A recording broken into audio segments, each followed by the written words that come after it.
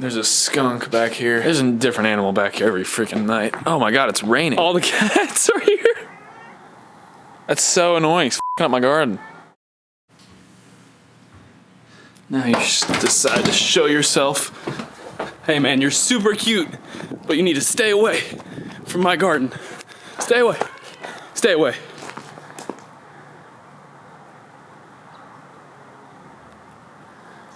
I knew he was going through that little hole. All right, I know that probably looked a lot worse than it. Oh my God, he already got to it. Me and that skunk got some beef. We go way back. It's been, yeah, terrorizing me on and off for about almost 3 years now. Coming up on 3 years now, this one skunk.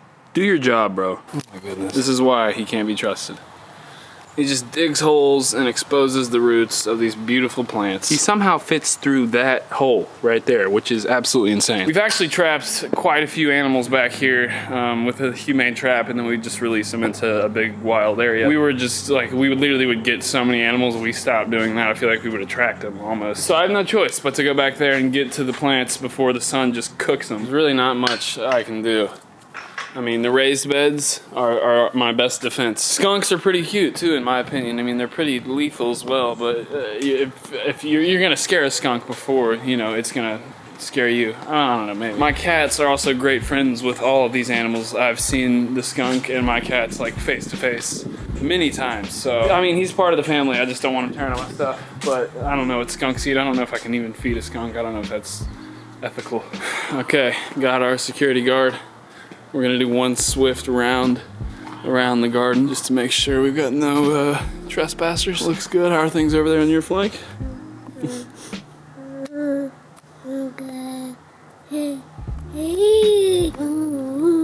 Big boy. That's a big boy.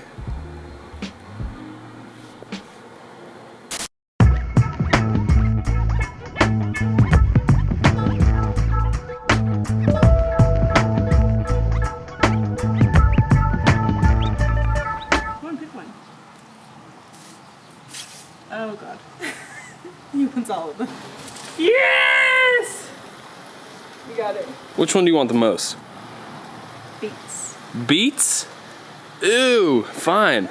That's terrifying though. Why? Beets? Fine. Jesus, you're hurting me. Say thank you. Say cucumbers or tomatoes or habanero peppers or collard greens. Habanero pepper. If you followed our journey for a while now, you know that we are avid gardeners. It hasn't been very avid lately since we've been traveling and stuff. Matter of fact, a lot of the stuff died that we planted, sadly. What else came back to life? Thanks to the rain. Thanks to the rain.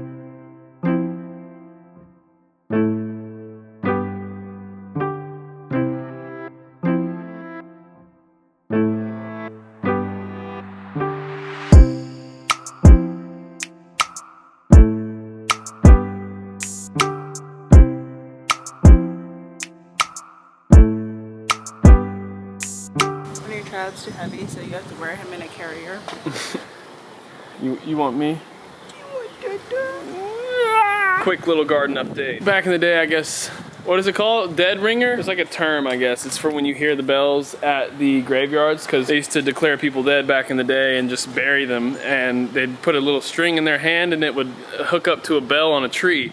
And they would ring the bell if they woke up. And much like that, plants, you never really know if they're dead or alive. So yeah, I guess the rain came through a couple weeks ago and brought back a few things to life. You know, brand new leaves and little green things everywhere just sprouting out. So you never really know when to declare them dead and gone, because they can look burnt to a crisp, completely dead, and then just come back with a little bit of water or rain or the right conditions, whatever it is. And that's what happened here. We had this bin of strawberries that's been here for years now, and they're just super resilient. So I assumed they would come back, but the grapes were long gone, dead and gone. And they are blooming and crawling the fence again. So yeah, it's been pretty cool to see how that stuff happens. Currently in the garden, we have an olive tree, a lime tree, and a mandarin tree. The olive tree is still years away from doing anything, but the mandarin tree and the lime tree are both in bloom, so that's exciting. Tomatoes, we have a lot of tomatoes. They say there's some things you plant and then there's some things you just unleash.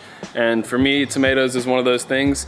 A lot of people say mint is that thing where they just plant some mint and it just takes over their garden. It won't stop growing, like a weed almost. That's tomatoes for our garden. And I'm not complaining. I like tomatoes. I didn't growing up, but I've certainly, you know, grown accustomed to them. Every once in a while, we'll just have a tomato plant pop up out of the dirt. And when I say the dirt, I'm not talking about the soil in the gardening beds. I'm talking about the like barren, deserty dirt back here. A tomato plant will just pop up, and there's a few of those that have happened outside of garden beds. Luckily, this huge bush over here just popped up in a garden bed. I did not plant this thing at all, I promise. It just kind of came to fruition, and then we just started watering it, and yeah, now it's climbing the fence, and it's pretty big. That's something that's really cool and that we love about gardening. I mean, we love it all, to be honest. Herb-wise, we have cilantro, always, a big bushel of sage, parsley, and then a bunch of wildflowers we planted. I've also got this big thing of garlic going heavy.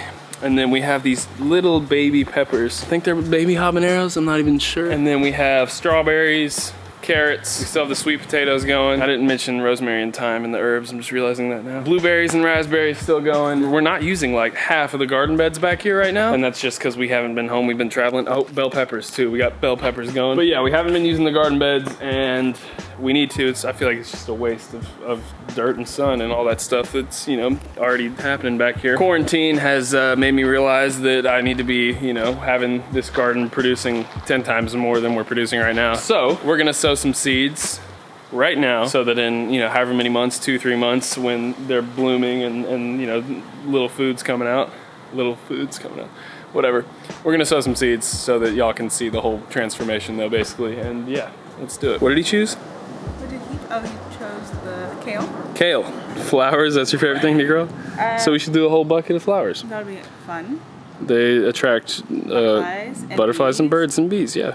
So we'll do a bucket of flowers, we'll do a bucket of, you know, like spinach, lettuce, and collard greens and kale. And then we'll do some peppers, maybe some onions, and some more varieties of tomatoes. Also, if you have like pests and little bugs that go onto your fruits and vegetables, you can use Which, if you grow outside, you do. There's no avoiding it. You just wash them off when you're done, or get ladybugs. They'll eat all the aphids and all the things off of it. Yeah, so you put What was that face? I wanted to say that. You want the camera?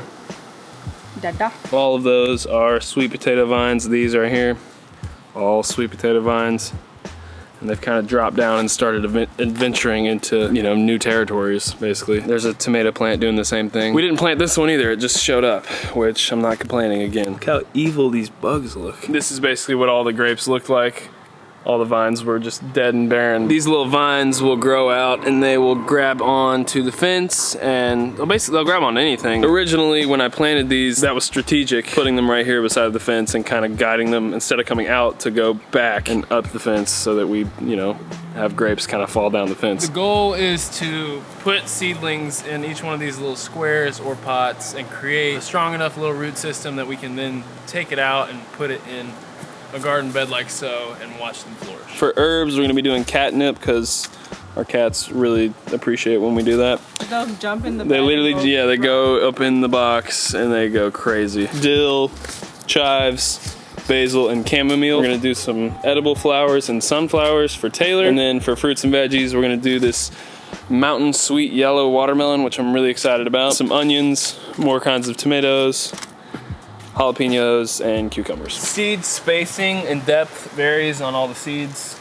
Jalapeno seeds, as you could imagine, look like the seeds in a jalapeno because they are the seeds in a jalapeno. If you ever have a bell pepper or really anything with seeds, you can keep those seeds and germinate them yourself, and usually you're gonna get a great plant because the fact that farmers are even growing those plants is a good sign that they're pretty good plants. For jalapenos, we're gonna go 1/4 of an inch deep, and I'm gonna do a couple seeds, probably 2 or 3 in each. I don't want to flood this and have them float out, so I'm trying to do it slowly. Sorry, there's a lot of bending over involved when I'm filming alone, but in my experience, the best thing to do to germinate a seed is just get it wet and get it warm. Wet and warm, baby. This damn helicopter is just doing circles around me. I could be wrong here, but sowing the seeds outside also gets them acclimated for day and night and all the, you know, crazy things that come with being outside, wind, whatever it is.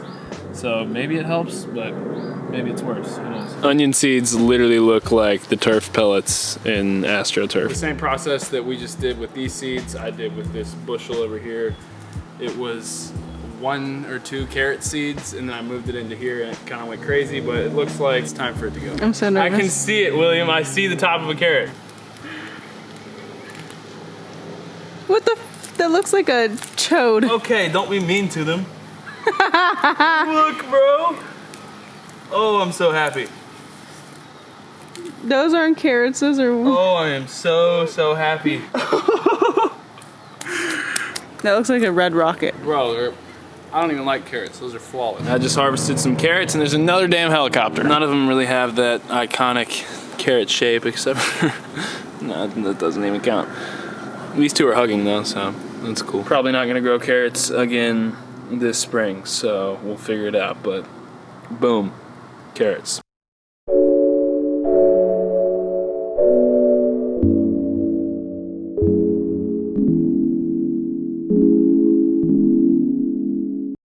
A couple weeks ago, Malakai developed a cough. He's been sick once before. We were all really sick. It was over Christmas break. I thought I was gonna die, and he was gonna die, and she was gonna die. I'm not gonna lie to you. We had fevers, we had migraine headaches, we had cold sweats, we had mucus coming out of every hole in our body. It was terrible. That definitely prepared us for situations like this, and I'm definitely like, even with, you know, pandemic going around, I feel a lot better about beating whatever sickness he does have. He definitely has been feeling under the weather. He hasn't ran a fever, he hasn't really had shortness of breath. We didn't think it was serious enough to like take him in and run a coronavirus test on or diagnose him like that. Easy, Mom. His cough went away in a few days, but it turned into just like chest congestion and like a runny nose. And we've been dealing with that for how long now? Like 3 days. Like 3 days. And yeah, I mean, he's not getting worse, but he's not getting like noticeably better, so... I think he's better than yesterday. Yeah, I mean, he's definitely making progress, but not like, he's not taking strides, so... Well, I don't think he'll get healthy in one day. Okay, whatever, bro. He's getting better. He's daddy ugly. Like, who the f*** is this guy? Obviously, there's no way to know if any of us have got coronavirus unless we take a test, and it seems like tests are in short supply, so we're not trying to waste any tests or any equipment because there's people that probably need it much more than us. He hasn't really struggled or anything like that. He's just full of boogers and congested as hell. And yeah, I mean, he sounds a little bit like a gremlin sometimes. I don't know, we just felt like it's something that we should update you guys on because I know the vlogs may seem like they're all daisies and tulips and roses and sunshine, but behind the scenes, you know. They mostly are daisies. Yeah, I mean, they're mostly daisies and tulips. But babies are a lot of work. Yeah, I mean, that's what I'm trying to say. Malakai, I've seen a lot of comments like, does he ever cry? Obviously he cries, but why would I film that and put it in a video? It just doesn't make sense to me. So, yeah. I mean, he is such a super good baby. I'm not going to lie to you guys. He barely cries. He only cries if he hurts himself or something's really wrong. Excuse me, Moo, personal space. He's a healthy little boy, and he's been giving us heart attacks with these coughs and this congestion, but none of the other symptoms match up to coronavirus, so we just think he's got a common cold. Oh my gosh, bro. We've been self-quarantined for a while now, so... About 3 years. Yeah, I mean, it feels like 3 years. It's probably been closer to 3 weeks. Before Malakai was even here with not hanging out with Say it again? You know, even before Malakai, I mean, even before coronavirus, I would already do the Postmates, like, please leave at the door. Me, can you leave it to the door at the ring? At the ring. Yeah, our social interaction hasn't changed much due to coronavirus. No, it doesn't look like it, but that is actually cilantro. It started to produce coriander seeds, which, if you know, is a great little spice. So we're gonna collect some of those and grind them up and use them on our tacos as well as our tomatoes. It's dark in real life right now. This camera's just got night vision, so we're using our flashes, but... No flash photography, Mama. Oh my goodness, he's blinding me. Okay, thank you.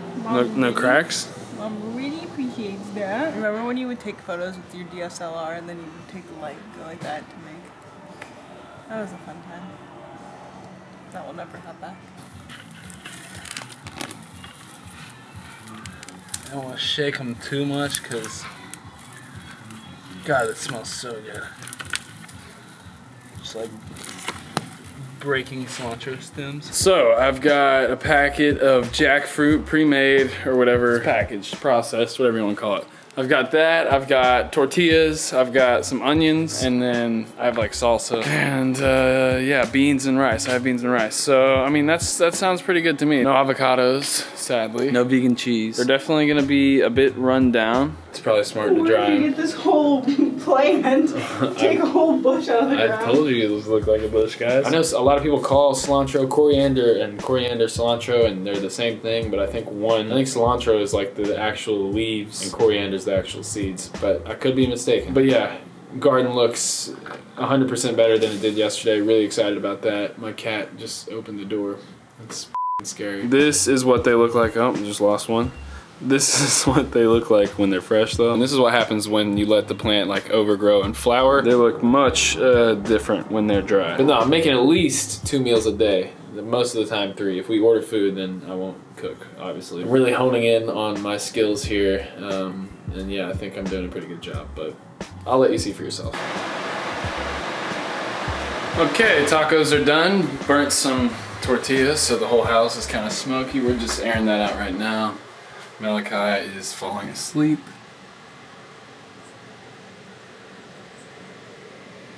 Malakai is asleep.